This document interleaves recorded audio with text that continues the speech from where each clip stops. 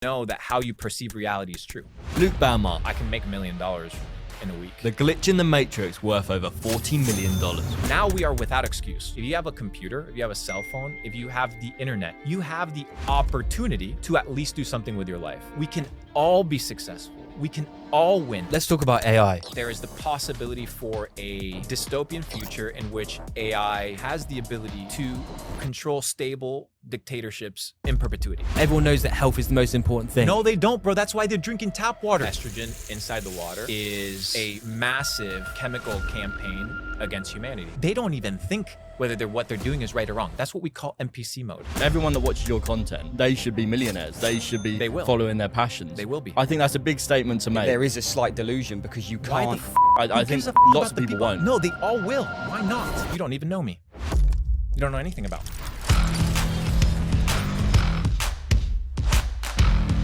Do you feel like you're always kind of walking around with a guard up because there's a lot of things that you're wary of in terms of higher powers and the Matrix and even Google? So much, brother. I think one of the biggest things in life is developing a filtration system for truth and being able to determine whether what you see out there is real or not.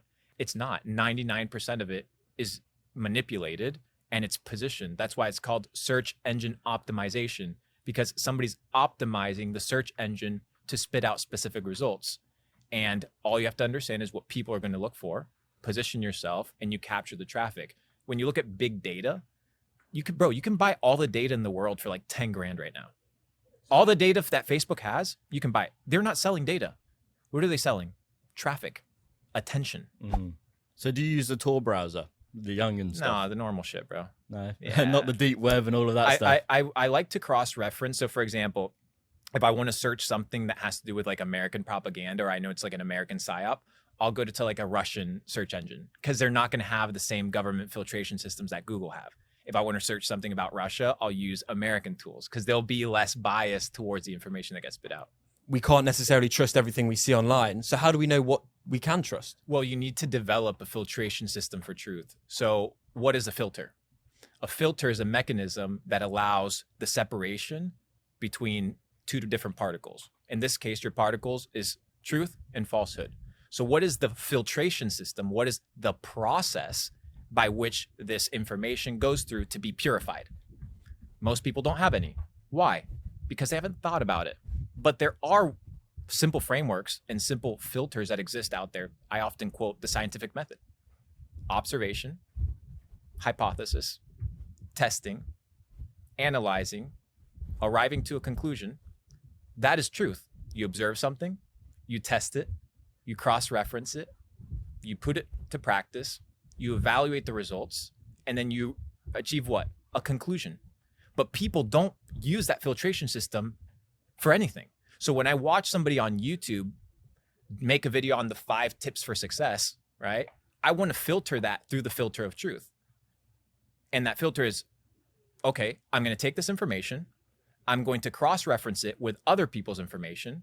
I'm going to evaluate the validity and the scalability of what this individual is saying.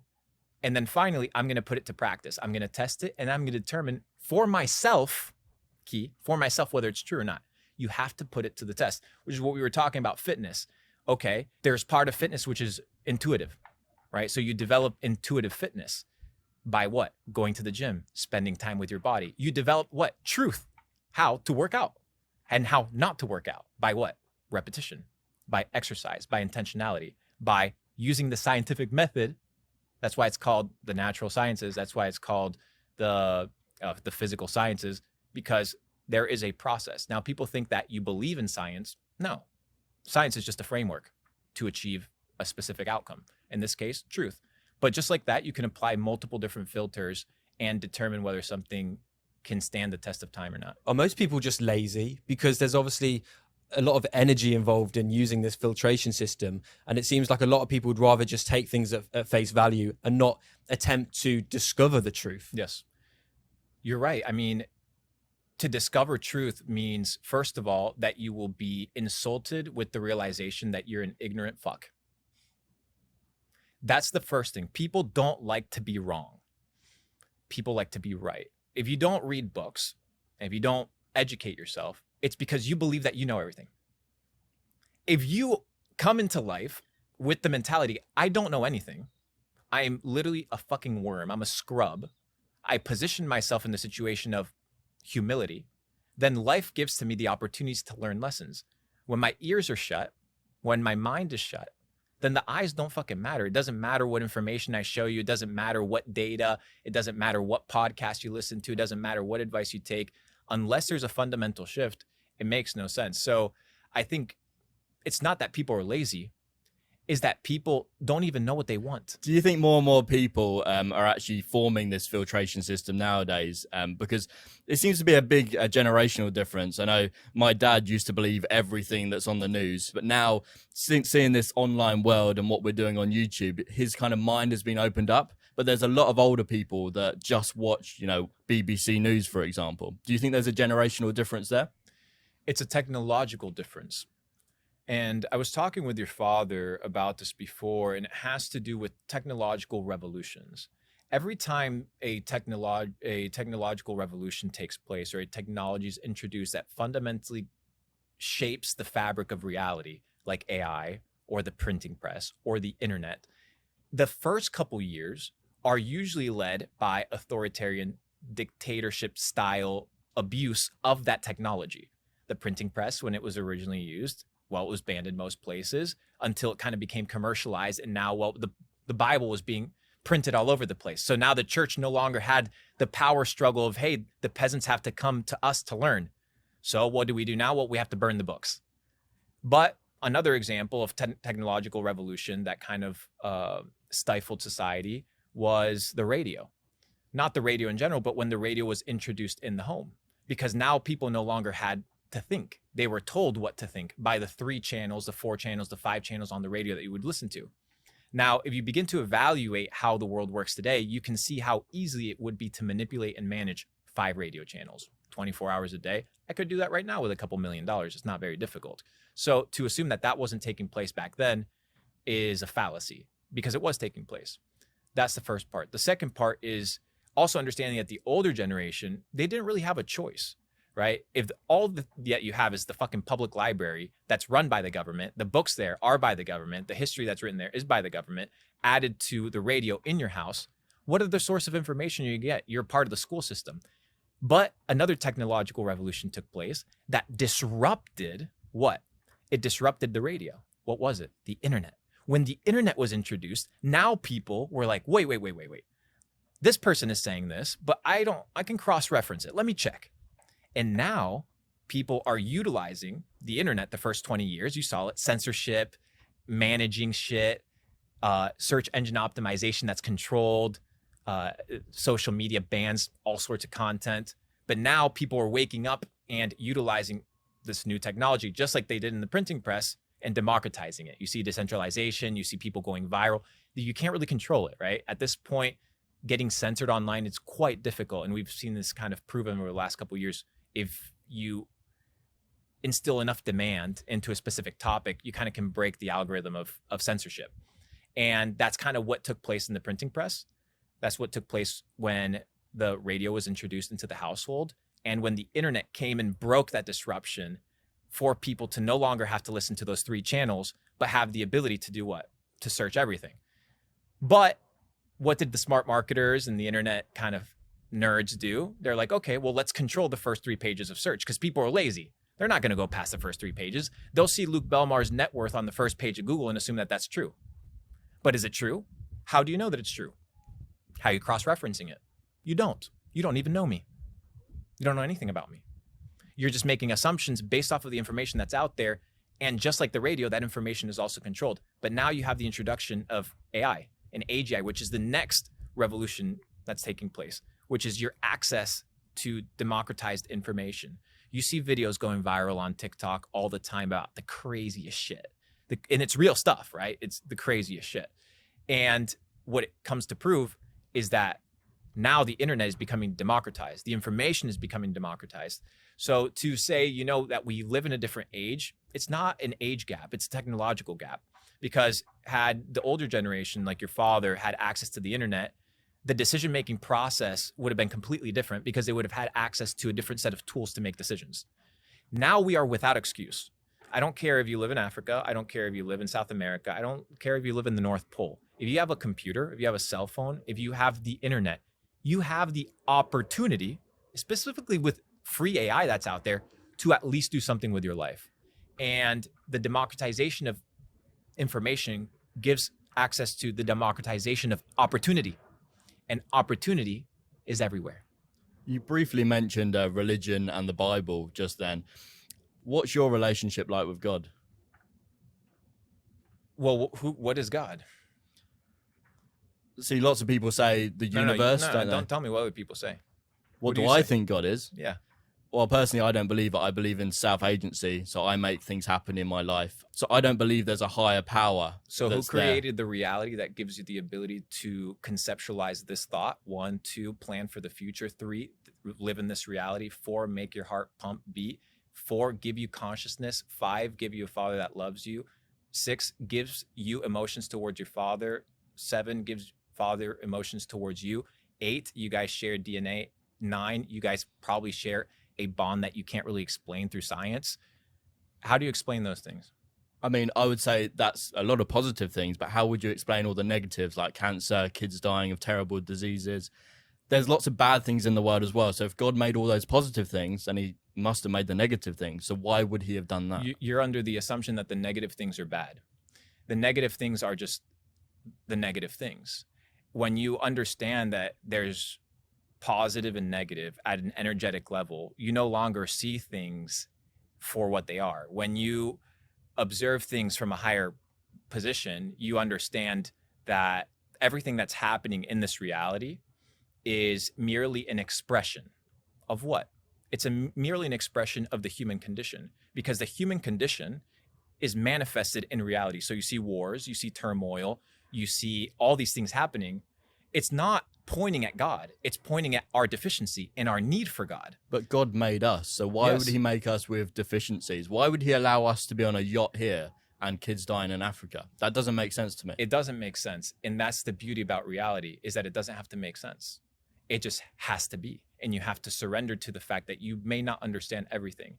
And if an entity that is so powerful is supposed to be conceptualized and completely understood within the matter that resides inside of our head, then it wouldn't be really worth worshiping, would it? What is God to you? Can you describe what it is? God to me is,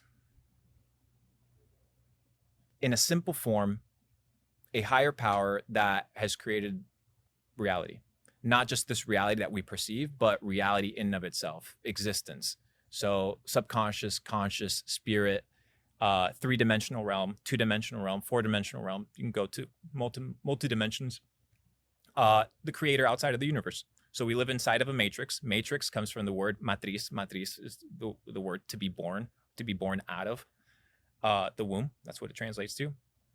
So the matrix is basically a birthed concept. So just like I could give you, we could take this watch right now, toss it on the table, break all the individual pieces together. I could shuffle it as many times as I wanted, but unless there was intelligent design, that watch wouldn't come together. Why does something have to create our reality? Because obviously, if we're saying God created our reality, who created God? You know, it keeps going and going and going. There needs to be an end point. Well, no, that's under the assumption that God abides within natural law. So if God abides outside of time, space, and matter, in the beginning, time, God created heaven, space, and the earth, matter. So in order to create time, space, and matter, you need to be outside of time, space, and matter. He created time, space, and matter. You're just bound to it. That's why you don't comprehend it.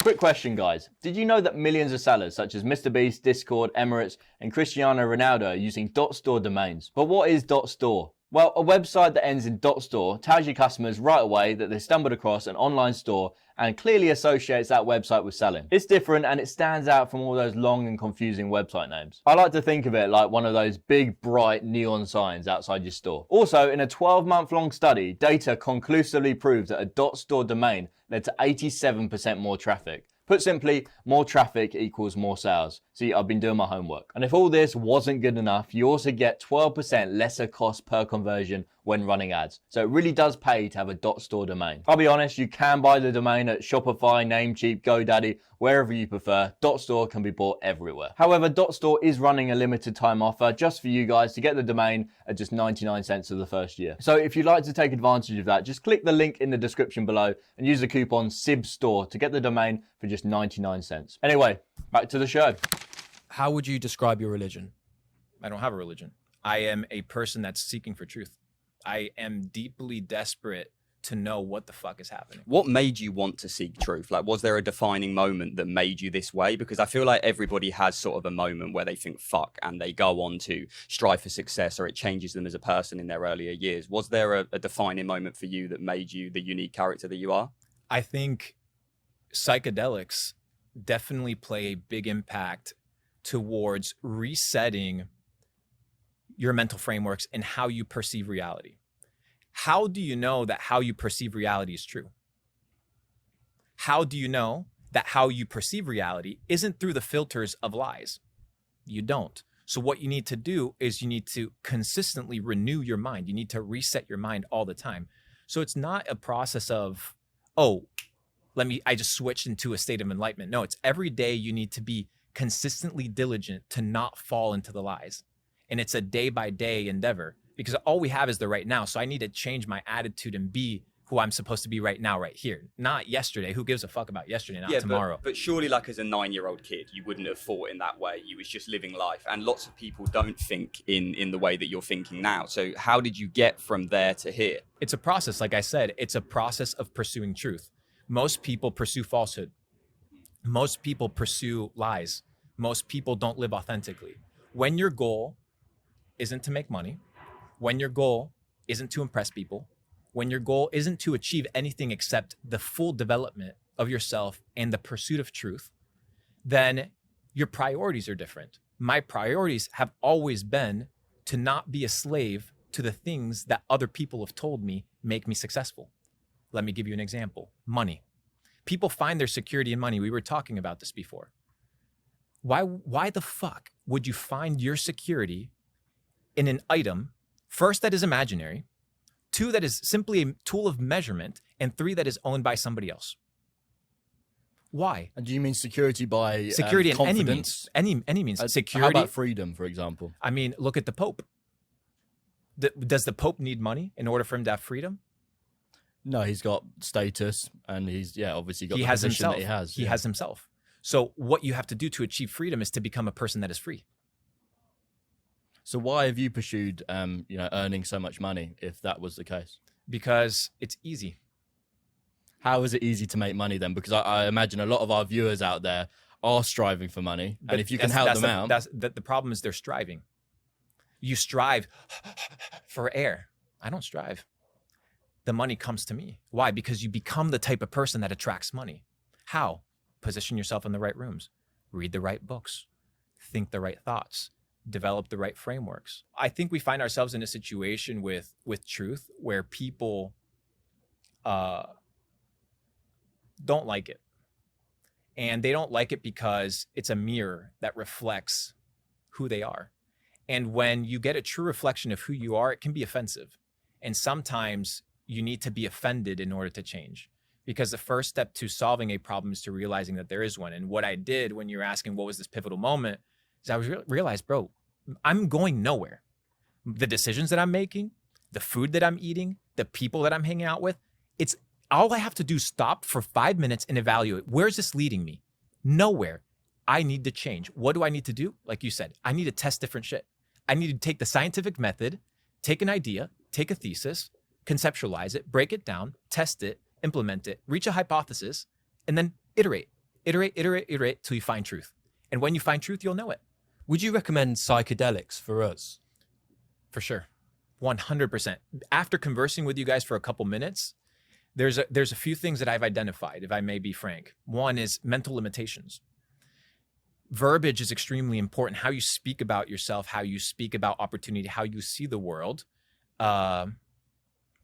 needs to be seen from a place of abundance and opportunity, not from a place of scarcity and need. And a lot of people, whether they believe it or not, they operate out of a place of scarcity and need and fear because they haven't developed the mental framework of believing and confiding in themselves and trusting themselves. So I think initially people need to reshift their frameworks. Psychedelics, at a very basic level, what it does is, one, it provides neurogenesis. So neurogenesis after the age of 25 is extremely rare. So finding supplementation that gives you the ability to reintroduce neurogenesis into your biology, as well as neuroplasticity, is extremely important.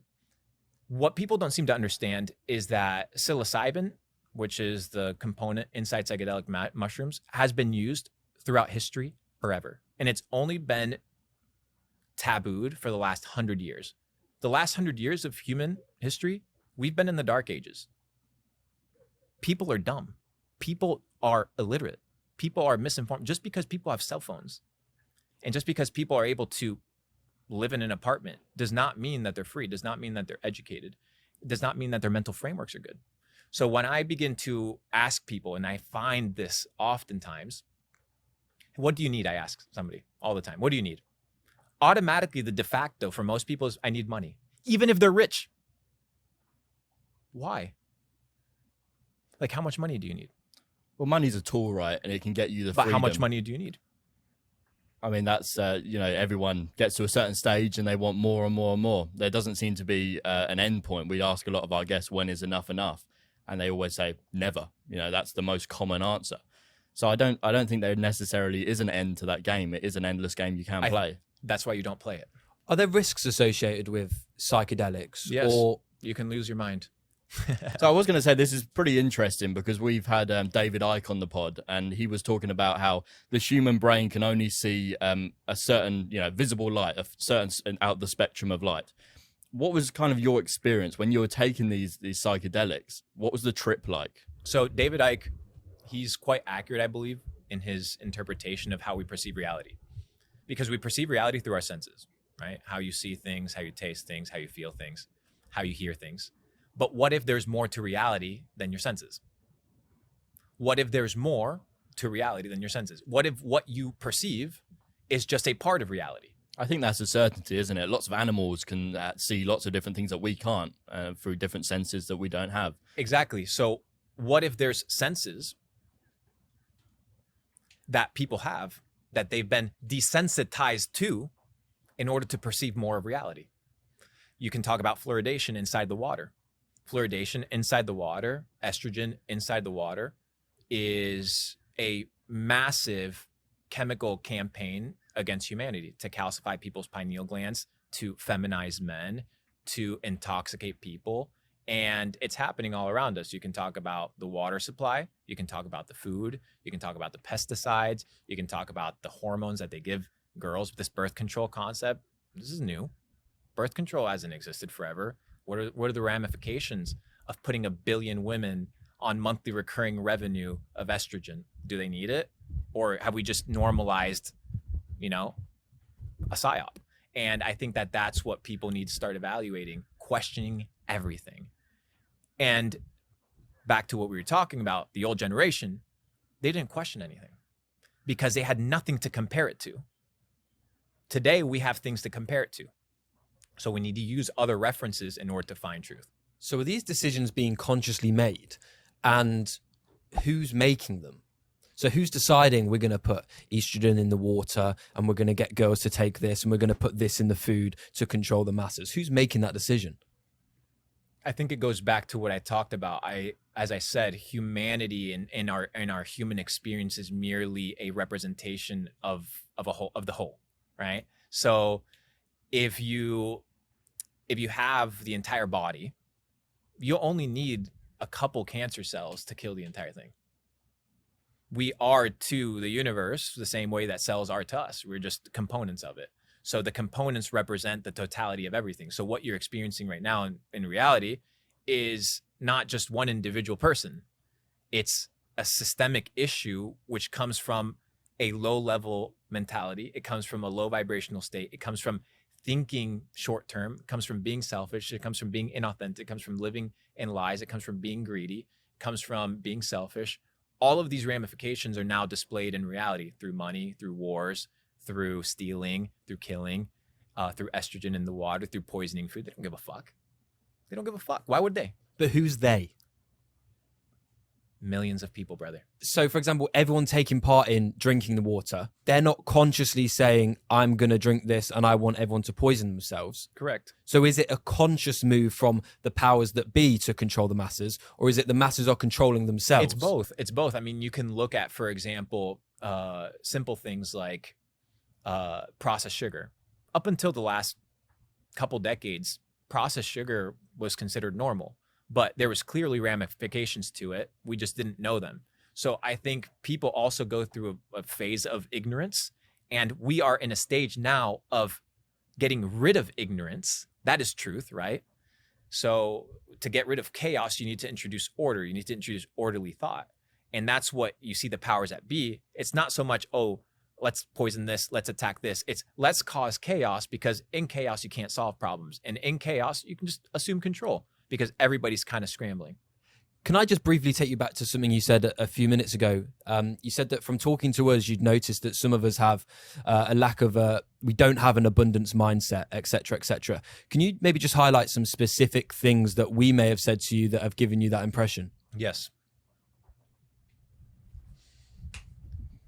We were conversing about his physique when we first started. And the way that he described himself. Are we talking about Kai or Tom here? Me. Kai. The way that he described himself was for how he viewed himself, not for the potential that he has. So when you view yourself for what you are right now, not for who you are to be, then in the future, you're just going to manifest more of what you are. Skinny. Oh, well, I don't like to eat enough. Or, you know, I have a problem with diet. Okay, perfect. You say you have a problem with diet, you have a problem with diet. Because that's what you've said. Therefore, that's the echo that you're going to get back. But what if you said, no, I don't. I hit my macros every single day. I'm a caloric surplus. I'm hitting the weights. And that's your mindset. That's your reality. With you, we talked about, I told you, I'm going to get your dad into biohacking. And there's no way that he's going to tell me otherwise, because and he's intelligent. And you know why he's going to do it? Because he's going to realize the benefits and the facts and the pros to, once you have kids, right, being able to hang out with the grandkids. No, I would absolutely love that, and I'd love my dad to embrace that stuff. But as his business partner, I do know how awkward the guy can be a lot of the time. And it's in the butt.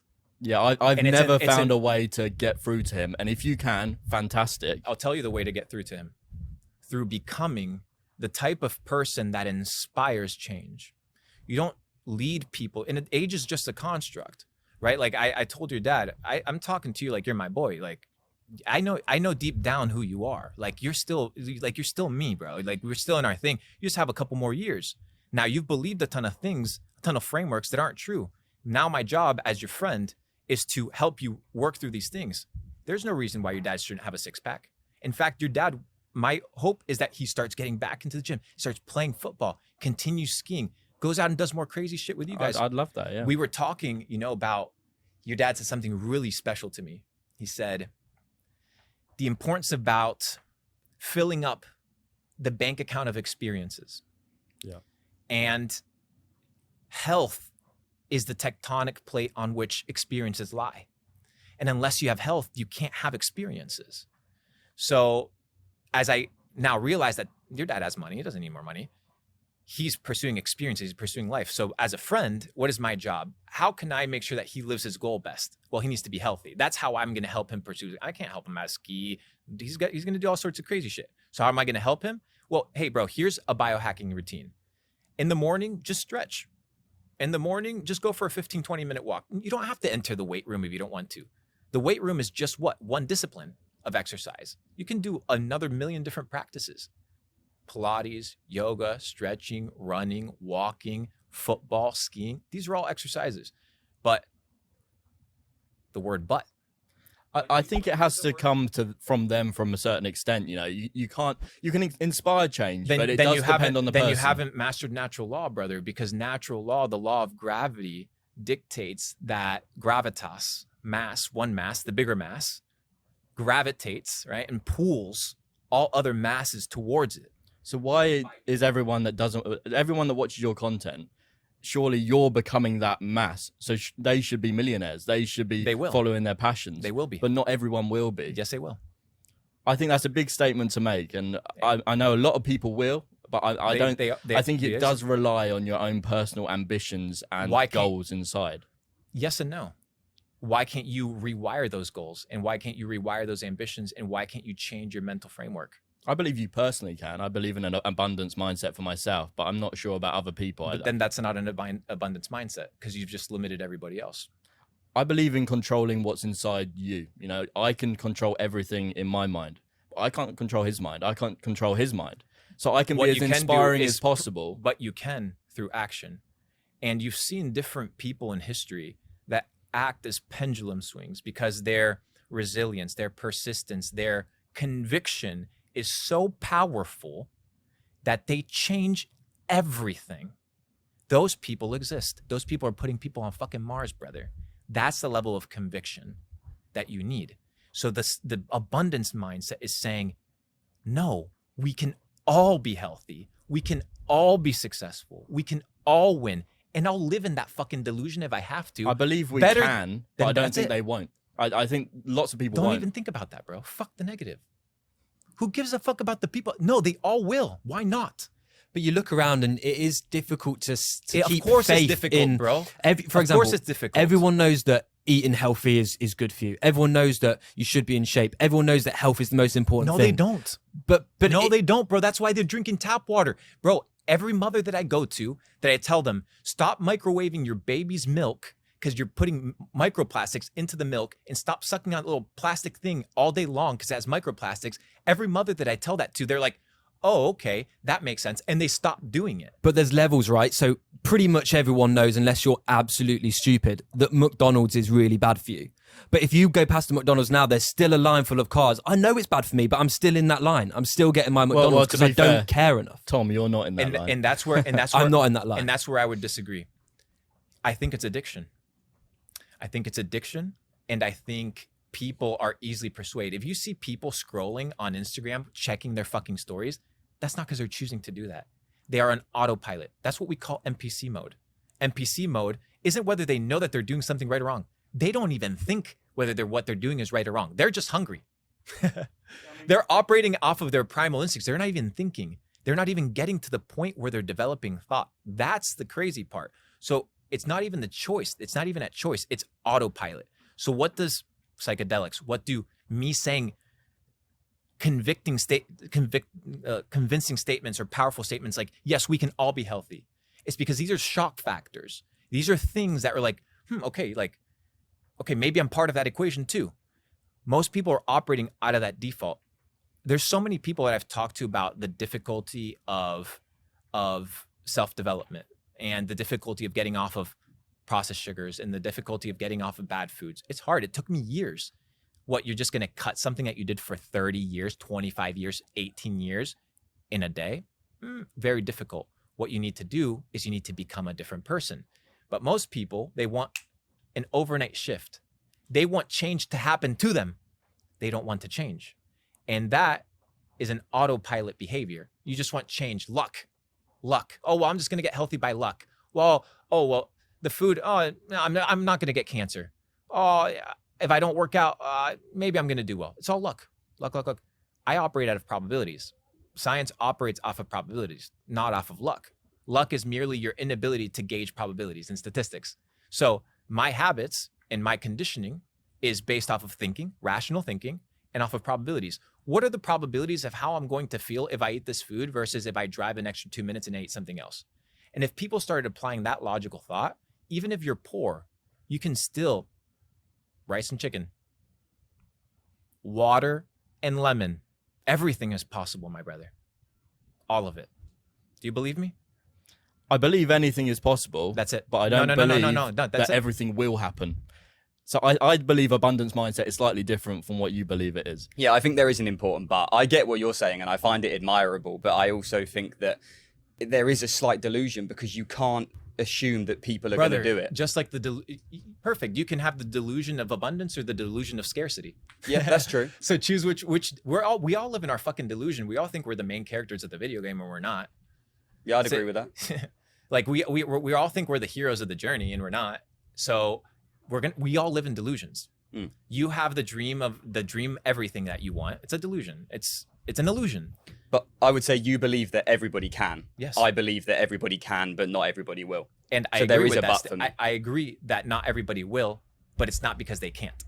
Yeah, we all agree with that. Yeah. I agree with that. I think we've hit a middle ground there Yes. that makes sense. So obviously, a big part of your journey was investing in crypto early on. How did you have the conviction to take that risk of, I believe you're working as a waiter and then putting half of your money into crypto at the time? How did you know or think that that was going to be a thing in the future? I didn't. I looked at Bitcoin. First, I tried to understand it. My first thought was it's expensive when it was sitting at a couple $100s, because I was comparing it to penny stocks that I was looking at on Robinhood. I'm like, whoa, this is expensive. But then I started to begin to understand, what is money? Why is Bitcoin important? And I just started buying it.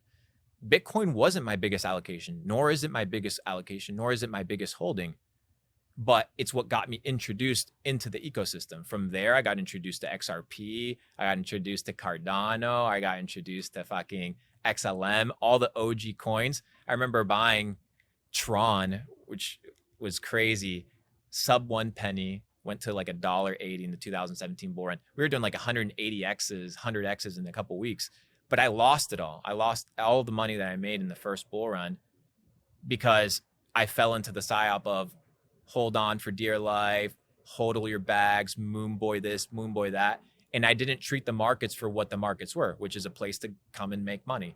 And I don't see Bitcoin as right now as anything more than another place to hold money. Over the period of human history, this idea of having one global currency never really existed. There were always fractionalized notes. If you begin to evaluate how banking worked inside the United States, different banks would issue their own reserves and different states would issue their own notes. Eventually, that all kind of got institutionalized, put together, JP Morgan, a lot of collaborators, and the dollar that we have today kind of took over, the petrodollar. I think we're beginning to notice the fractioning again of where people like to hold their value and hold their money. To say that not holding your dollars is like a bad thing, I wouldn't necessarily agree with that, because the United States is still the superpower of the world.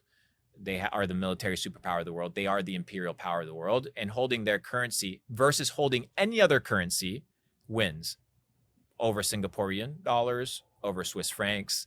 At an inflation level, the dollar still wins. How about something like gold? I can't tell you a lot about gold because I'm not very familiar with it. I hold physical gold under the premise that I like to have physicality, right? I want a asset that is physical that I can hold on to. I also want digital assets. I want Bitcoin because I can't take $100,000 worth of gold overseas. I get stopped, right? They'd be like, yo, what the fuck are you doing? You laundering money?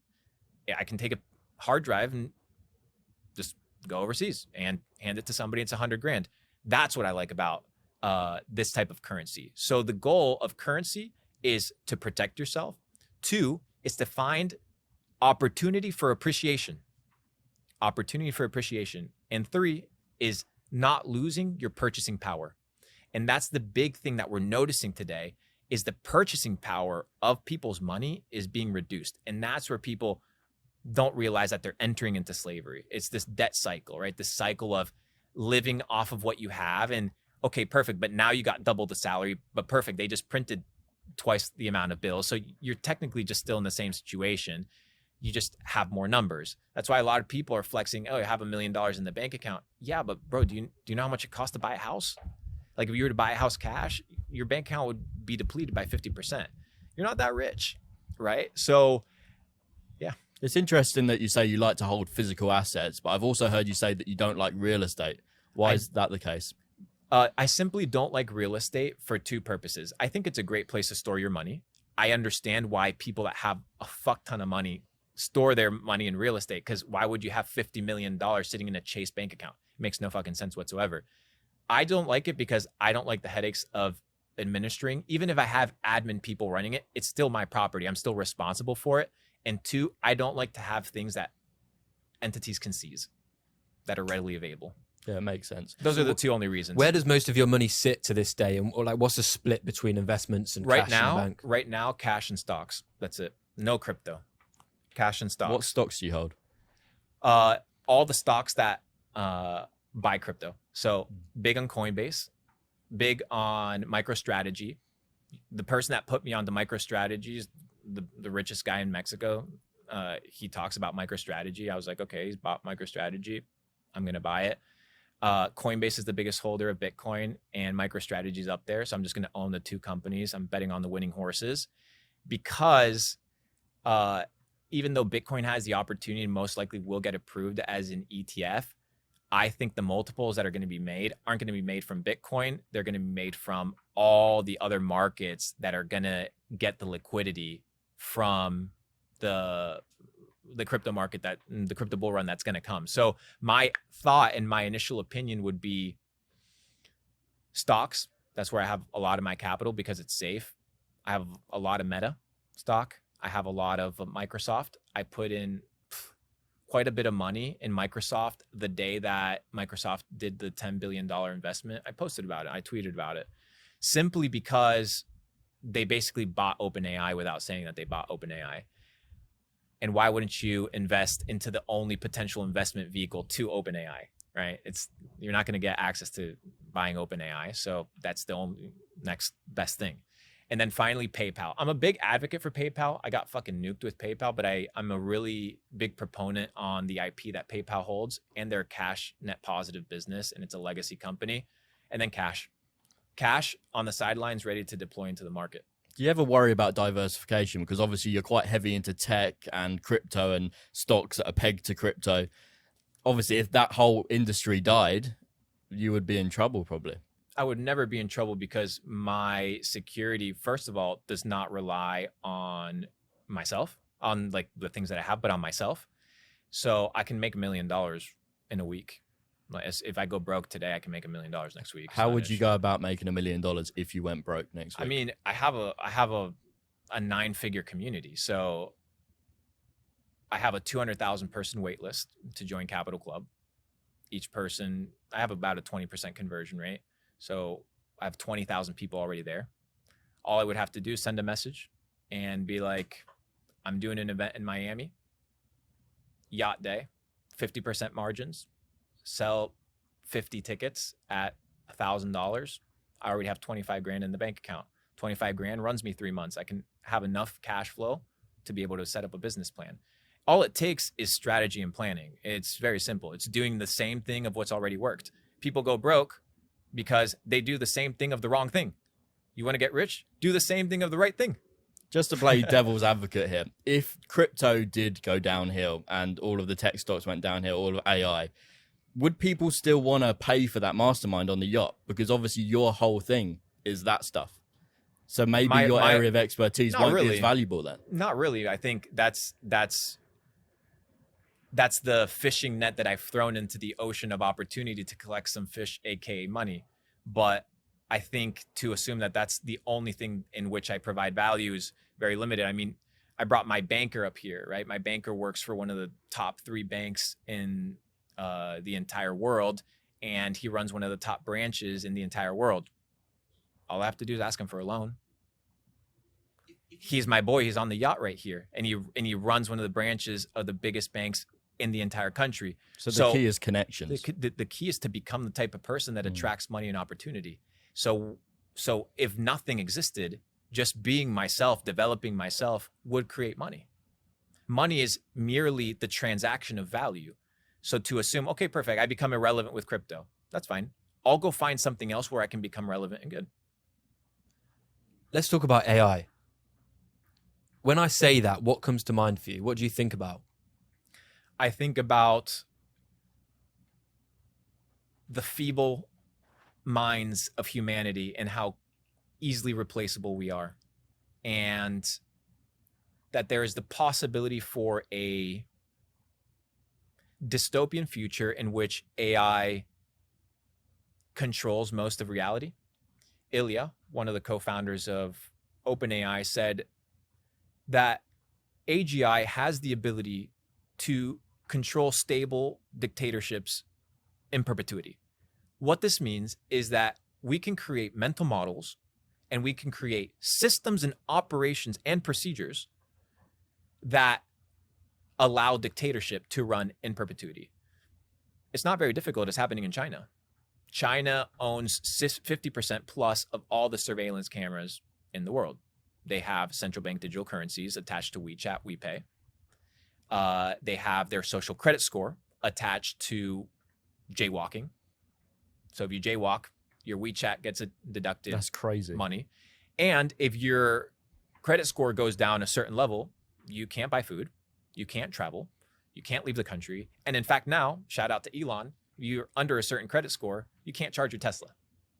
So if you think that that just stops in the United States, or stops in China and is not coming to the United States and to the rest of the world, well, you're sadly mistaken. So do you think And it's Elon's coming. going to create that super app? Well, I think he's competing for it, because if he's not going to do it, he's going to get fucked by somebody else. So how do you play the game? I mean, you own Neuralink, which is the implant into people's heads. You own,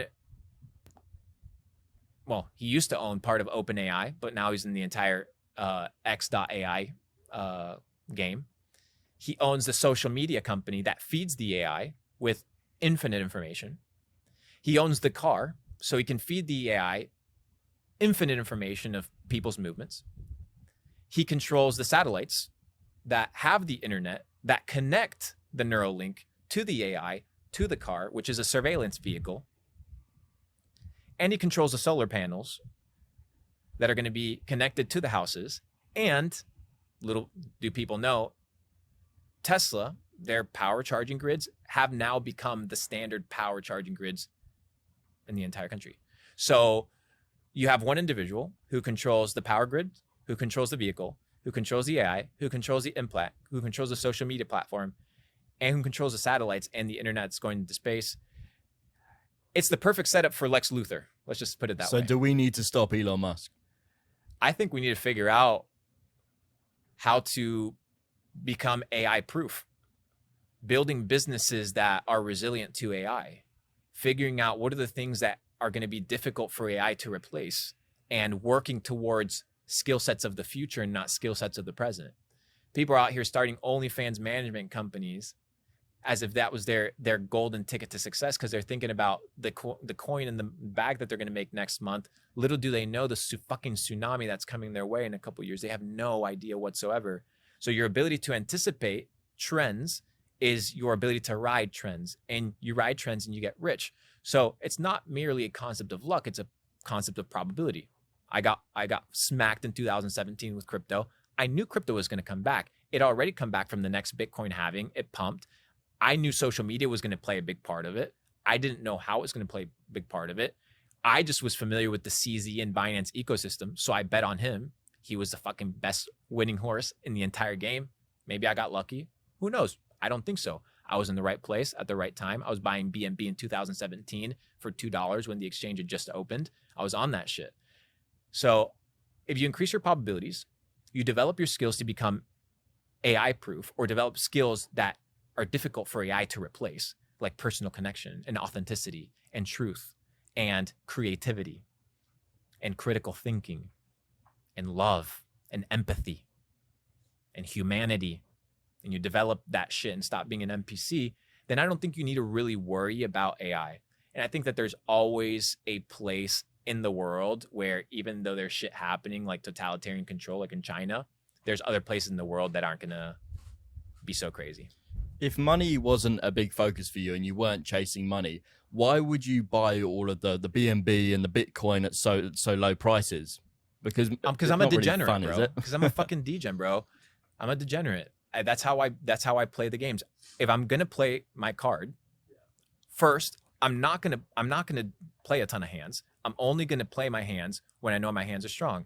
People are out here trading and investing every fucking day, assuming that that's productive. I don't want to be a machine gun that's just out here. Let me just throw shit on the wall. Let me invest 1,000 into 50 different shit coins. Hopefully one pops off and I make my return. No, I make sizable, calculated bets, and I make sure that those bets pay off. So, for example, when Meta was sitting at about sub $100, I told literally on Twitter publicly, everybody, I'm putting 10% of my net worth into Meta because it's oversold. And this is an entire campaign for them to buy back their stock cheaper. And it was true. And that shit pumped over 100%. So it was one decision that was well-informed and was accurate. And I'll explain how I came down to that conclusion. Not a trade every single day, not out here on Etherscan looking at whale wallets and going crazy. That's not how I trade. Some people do it that way. That's totally fine. But what was my thesis with Meta? Well, I studied Facebook because I used to do e-commerce. Everything's correlated with what I do. If you open up your mind, you can start making more money with the information that you already have. I'm like, when does Meta make most of their money? When do they make most of their capital? During Q4, right? When people are actually running a ton of ads. When does Shopify make most of their money? Well, during Q4, when merchants are actually running a ton of business and clocking sales through Black Friday and Christmas. So when do I think they're going to have good reporting about their earnings? Most likely Q1. Okay, perfect. So I'm going to understand that other people are going to have the same mental framework as me, and they're going to arrive to that conclusion later than I will because I have prepared myself earlier and I'm more experienced in this specific stock in understanding the specific movement of the stock. And then I'm going to sell the news.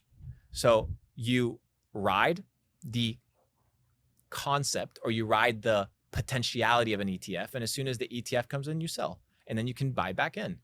And that was my concept with Meta. Small, calculated, limited decisions as opposed to all sorts of crazy shit is my way of moving. Where do you see Meta going in the future? Because I'm not too keen on how all of their metaverse looks at the moment. And I obviously know that it will improve and get to a stage where maybe it's like Ready Player One or something like that.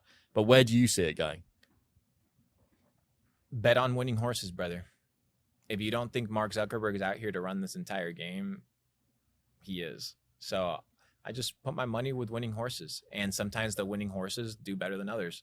But my conclusion with like Meta or with Shopify was the businesses are winning horses. They're cash positive. They're going to be successful. The speculation on it is good. The risk reward ratio is good. And I think most people correlate action with productivity. And that's just not really the case. That's kind of like a peasant mindset. You know, the more you work, the more productive you are. I think making the right decisions and acting upon the right decisions equate to productivity. So I'm focused on that. That's how I invest. That's how I make decisions. It's more relaxing to live that way. How do you feel about the people that say, invest your money in the S&P 500 and you get rich when you're 65 with compound interest over all of those years? The problem is when you get to 65 and you look back and what you have to show for your entire life, you don't have much. So the dream is cool. When you arrive to the destination, it's not what it was painted to be. It's not that great. So why would you take somebody else's mental framework as the best framework for reality? You're just taking it because you don't want to do your own due diligence and build your own mental frameworks in your own investing strategies. That's why ETFs exist. That's why the S&P 500 is. And these are great tools. These are vehicles that people use to kind of make a ton of money. And so be it long term. I don't know. I think people need to be diversified. If you're fully in the stock market, you're fucked. If you're fully in cash, you're fucked. We live in a society right now where you have to be dynamic and you have to be very fluid. Do you think there's a place for both investing long term and also dipping in and out, riding the waves like you're talking about? Yeah, for sure. I think there is a massive play in investing long term, but knowing what you're investing into and knowing why you're buying what you're buying. If you're going to invest in something long term, you better have good conviction in it. I don't want to ride something long term because I'm holding the bag. We're told from a young age that we should not try and make fast money and everything should be long term. Do you believe that that's the case, or should young people be looking to start up businesses that do produce quick cash flow and lots of it? Should we be putting money in investments that are slightly more risky? I think it depends on the person. First, what I would say is when people are so focused on quick money, they often neglect the fundamentals. And the failure isn't in the fast money. There's no issue in fast money. There's plenty of ways that are legit you can make fast money, right? I can teach you how to sell yachts put you in a great job that you can sell yachts and you'll make money, right? Making money is not difficulty. It's what are the skill sets that one needs to develop to keep that money. I don't flex making money, flex keeping the money. That's completely different, because one thing is developing the skill set of creating wealth. Another one is the skill set of multiplying wealth. And the skill set of preserving wealth. 3 completely different aspects.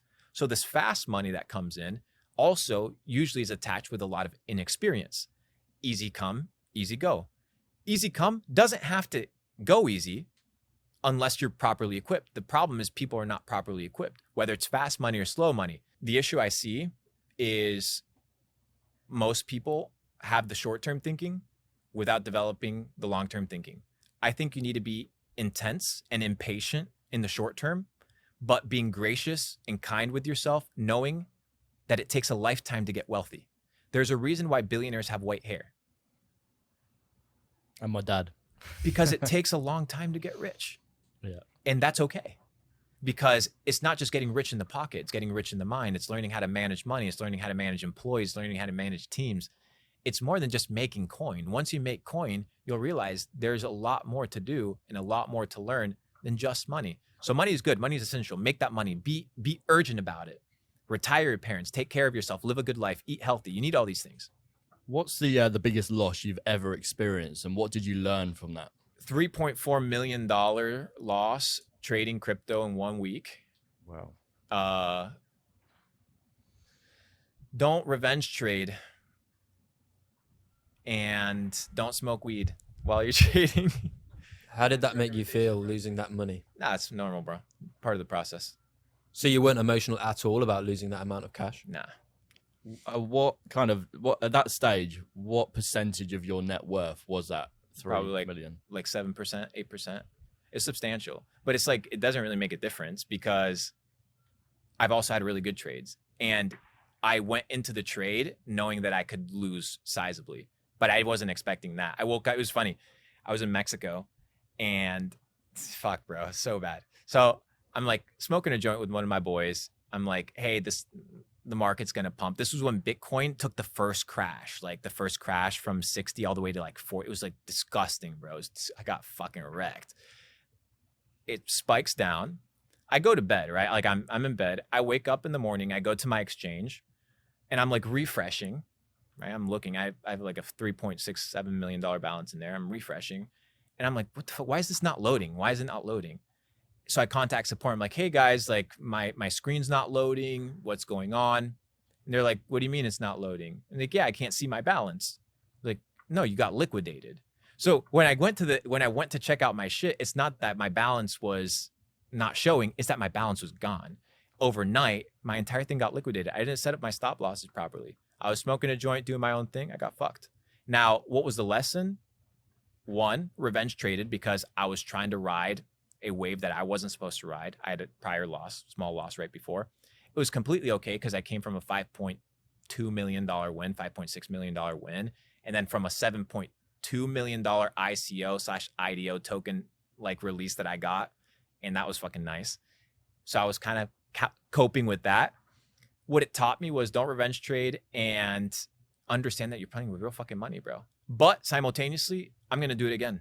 And I'm going to bet heavy again. And I'm going to continue developing the skills, because when you see dudes that are out here talking about $100 million investments, $1 billion investments, these are real people making real decisions of that level. And you need to have sizable balls and cojones, to go for it. If you want big money, you got to be willing to risk it. A lot of people would have probably just hung up their hat and been like, right, that's I hung it up for a while, bro. I hung it up for a while. So what makes you different? Like, why did you not hang it up forever? I like crypto, bro. I fucking love it, dude. I love it. I love crypto. I love innovation. I love the ability of free markets. I like the ability to be able to invest into small projects, into new technology. I like the concept of just being a degenerate online sometimes, bro, with these fucking, with this internet shit. I was a degenerate with fucking Shopify, dude. Like, if you want to go all in, you have to be a savage. You have to be a savage in anything that you pioneer in life. If you want to trade the markets, get good at trading the market. Dude, I'm buddies with some of these crypto nerds. Dude, these guys put order lots of $30 million, $40 million. You see their P&L swing $3-4 million in a day. It's disgusting.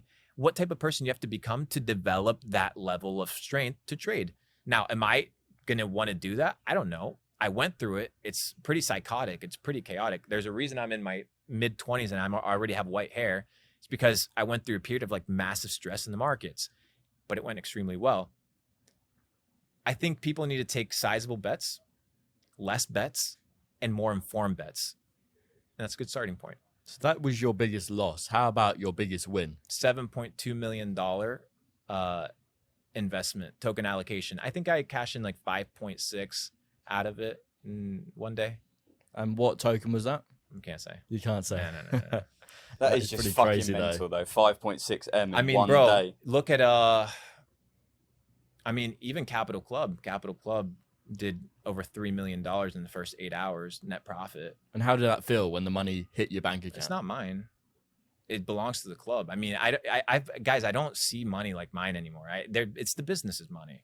When my investment firm makes money, I don't make money. The firm makes money. It's when the private equity firm goes out and buys a piece of a company and then sells it, the fund and the private equity firm makes money, not Luke Belmar. It lands in Luke Belmar's bank account. Luke Belmar is an employee of his companies. Luke Belmar gets salaried, and Luke Belmar gets dividends quarterly and annually regarding his performance. That's it. And I operate it in that way. My companies have value. You know, the network that I have is what holds the value. So money's dope. I've made a lot of money. I've lost a lot of money. But what I think I'm most proud of is developing great relationships in the business space, great relationships in the entrepreneurial space with people like you guys, people like your dad, and enjoying this journey together. I think if we can stop talking so much about P&Ls and really just focus on the journey and the development of self and how we can help each other and where we fuck up and where we're not so perfect, and introducing authenticity as now the new standard for what it means to be a good entrepreneur. I don't care if you make $80,000 a year. If you're a person of character, if you're a person of virtue, if you're a person of truth and authenticity, I respect you. If you're a person that makes tens of millions of dollars, but you're a piece of shit, brother, what does that mean? It means nothing.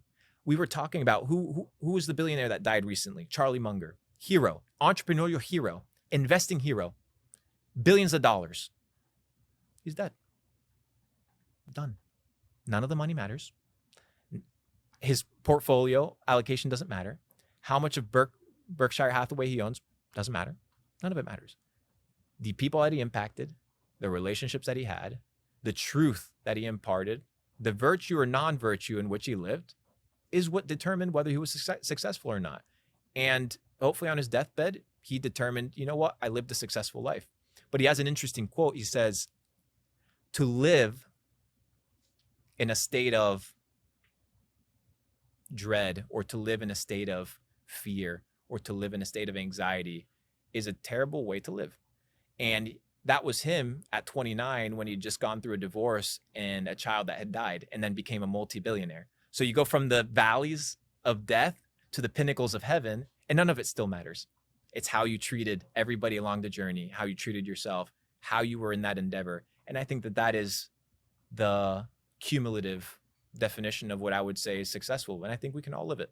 Do you think generational wealth plays a part in success? Because I agree with you. All of those things are very important. But, you know, what is obviously wealth? People want to become rich to pass it on to their kids. What is wealth? Well, health, relationships, money, it's all of those things together. But only the money gets passed on is what you're referring to. Only the money. Wealth is a mindset. Wealth, I can give a person a lot of money and them not be wealthy. So wealth is a mindset. So yes, you can instill generational wealth. So you can pass on your knowledge 100%, and all of that stuff as because well. that is all that you can pass on. Dude, if you give somebody money and they don't know how to wield it, you've destroyed them. 100% agree. We were interviewing Patrick Bet-David the other day, and he has a new book coming out called Choose Your Enemies Wisely. What do you think about that phrase? choosing your enemies wisely gives you the ability to position yourself as a figure of power. Because, and I haven't read his book yet, but I have a list of the top 10 books that will make you rich. And one of his books, Your Next 5 Moves, is one of the books that I recommend on my list. But picking your enemies wisely is important because first, you need to understand your current level of strength, your current level of weakness, and understand who you're up against. So understanding your enemy allows you to then pick your enemy. And you want to have enemies. You want to have competition, but you want to have competition and you want to have enemies where you have advantage, where you have the higher ground. And I would all conclude it all would take me back to probably a quote by Sun Tzu that says, when you are weak, appear to be strong, and when you are strong, appear to be weak. And that is the ultimate way to manage and to determine who your enemies are, because you manage them by managing the perception that they have of you. I think that was a beautiful point to end the podcast on. We're being told to wrap up. I'm sure we just scratched the surface, so maybe another time we can... One of the most interesting characters I've ever spoke to, I must say. Guys, it's been a pleasure. It was great. I think we run a part 2 in London. Let's do it. That'd be Sounds good. fantastic. Thanks for having me, boys. Hashtag undeniable. Hashtag undeniable in the comment section if you're going to live a life of undeniable potential, that you are going to be who you say that you are, and that you become the best version of yourself. That when somebody looks at you, they say, this person is an undeniable person. Let's run it. Pleasure. Thank you. Let's run it. Let's run it. Fantastic. Thanks.